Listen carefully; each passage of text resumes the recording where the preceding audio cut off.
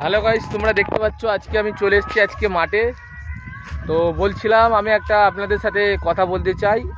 আর আপনাদের যদি জেনে থাকেন আপনারা যে পুঁই শাকের মধ্যে যে দাগটা চলে আসছে, সেই দাগটা কিভাবে হাঁটানোর পরিশ্রম করে কীভাবে হাঁটানো যাবে সেটা আপনাদের কাছে জানতে চাই।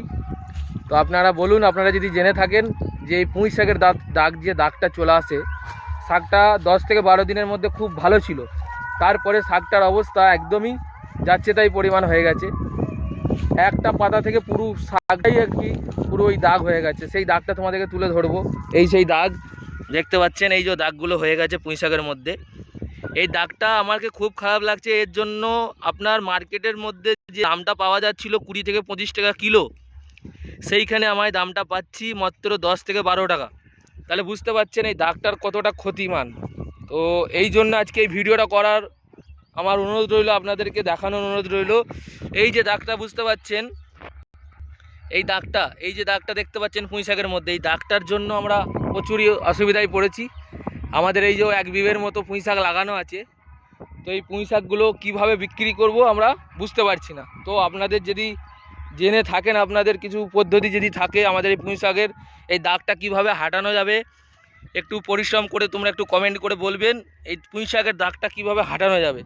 কেননা আমরা এটার প্রতি 1 থেকে 2 মাস প্রচুর পরিমাণে পরিশ্রম করে আজকে দেখছি এই পুঁই শাকের যে দাগটা কিছুতেই যেতে চাইছে না। দেখতে পাচ্ছেন সরাসরি এই পুঁই শাক তো খেতে মন যাবে, এত সুন্দর। এই যে ওপরটা দেখুন ভালো, কিন্তু নিচেটা এরকম দাগ চলে এসছে দেখুন। এই যে দাগটা, এই দাগটার কি পদ্ধতি আছে বলুন আপনারা কমেন্ট করে, কেন আমরা বুঝতে পারছি না এটা কি করা যাবে।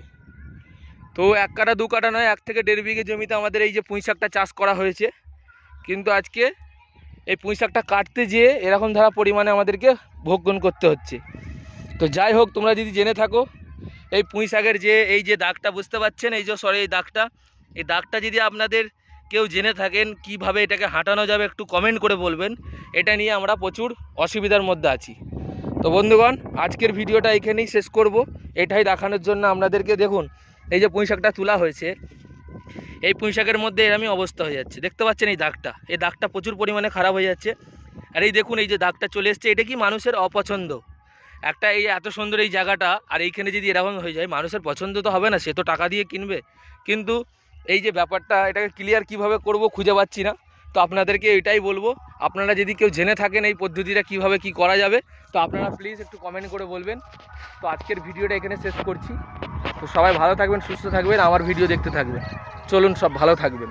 আর আজকের এই যে আমার পুঁই শাকের ব্যাপারটা আপনাদেরকে তুলে ধরলাম, আপনারা যদি কেউ জেনে থাকেন অতি সত্ত্বে আপনারা একটু আমাকে কমেন্ট করে বলবেন, খুব তাড়াতাড়ি আমি এটাকে যেন ঠিক করতে পারি পুঁই শাকটা। চলো ভালো থাকবে, সবাই ভালো থাকবে।